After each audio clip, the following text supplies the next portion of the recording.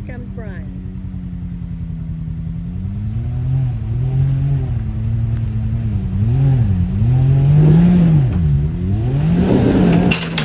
Whoa! What the heck was that? Full winch, he said. What was that? Alright, so if you saw a video of the front diff, fixing to figure out kind of what happened. Looks like got a lot of damage around the pinion. So we're gonna kind of dive into that here. Alright, so as you can see, it just completely tore up the ring and pinion here, and then chipped the side of the case. So this was the Torque Master locker with the Proformance pinion support. It looks like the ring and pinion just locked up. Alright, good morning. Today's a good day. We got a little cold front last night, so it's not 100 degrees and 100% humidity. We also got my front diff back after about 3 weeks from Sandcraft.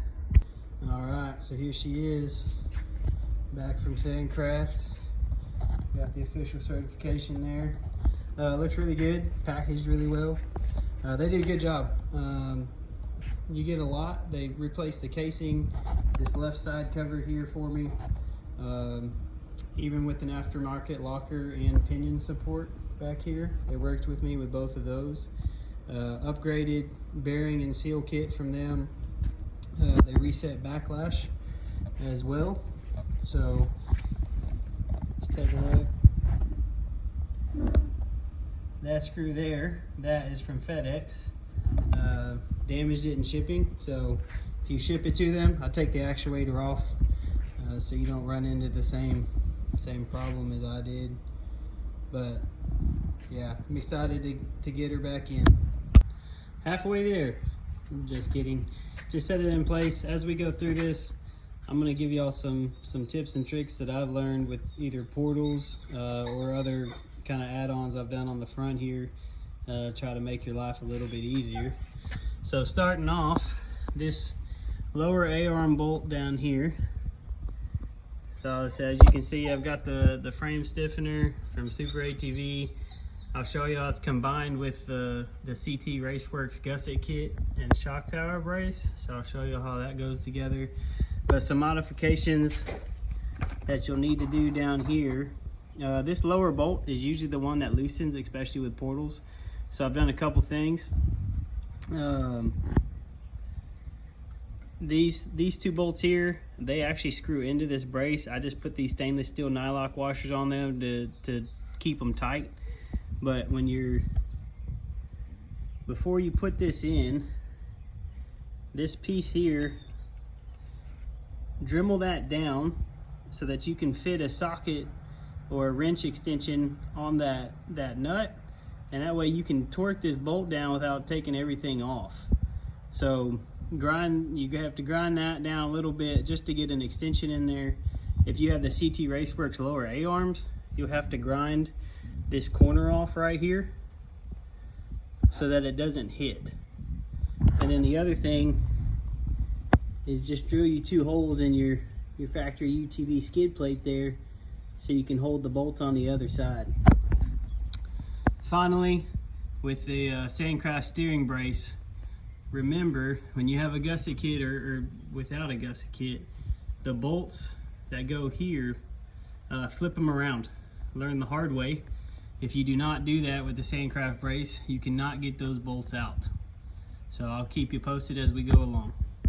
So when you're putting in this part of the gusset kit from CT Raceworks, after doing this a couple times, the easiest way I found is to slide this piece in first from the passenger side, get it set, and then tilt it forward down here so it kind of sits up. And then you just take this piece and slide it in. Otherwise you fight with this piece to try to get him in place. And so once you slide this in, you can put your bolts in, and then this just kind of sets on top there. But the only bad thing is once you have this in place, you cannot take this diff out and without taking this out. So same thing in reverse. Unbolt this first, slide it out the driver's side, and then you can easily take this piece out of the passenger side. So I've had people ask if I've reused the little wear plates that come with the stock A-arms. I have not. I mean, this is 2 years of rock crawling, but these are CT Raceworks A-arms with their bushings and pins. So honestly, when you put the gusset kits in, you don't have enough room, in my opinion, or at least that I have the patience for, to mess with those little plates. And like I said, 2 years of rock crawling, trail riding, this is what these look like. So we're gonna keep running them like we are. All right, so making progress. So this job can be done one person, but it's definitely easier to show you what I was talking about with the bolts. So you don't have much room. Get this out of the way. You don't have much room between the brace and the upper A-arm bolt there. So I say when we originally put this on, the bolts were flipped the other way, and then I put this on and couldn't take the A-arms out. So I said, just make sure you flip those bolts around on the back bolt of the upper A-arm. But that's how the said gusset kit, and then it ties into the Super ATV frame stiffener, which then ties in down to the bottom. So there she is. Been a couple hours for me, a few minutes for y'all. Everything's back together. Portals are back on. 40s are back on. Hopefully she's ready to go.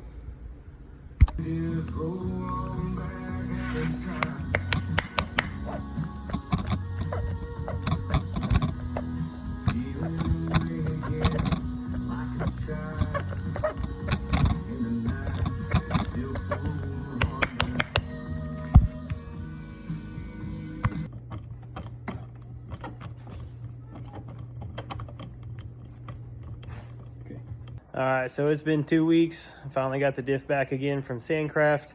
What happened last time, after putting everything back together, in 3.5 hours, the locker wasn't working. Had to send it back to Sandcraft, dismantle everything again.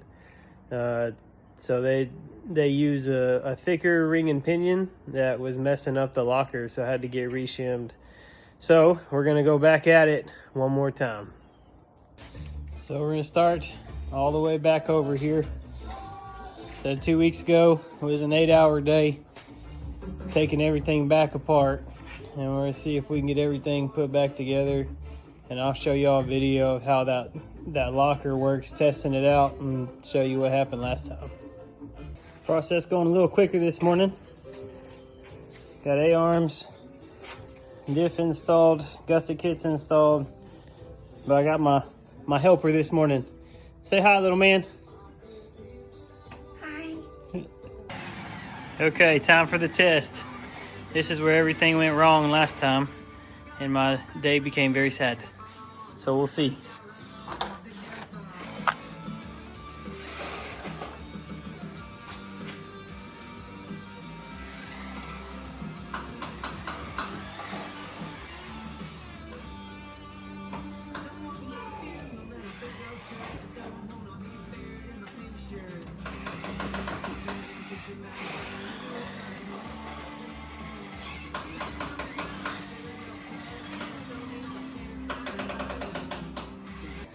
Man, that noise feels good.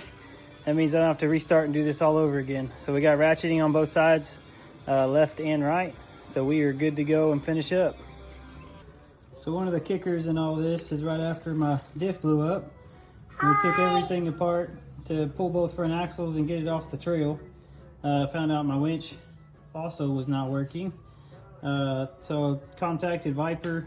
They think the motor's blown. So you just pull those 2 screws, this whole right side comes out, and they sent me a new motor. So we're gonna get that changed and see if it gets the winch up and running.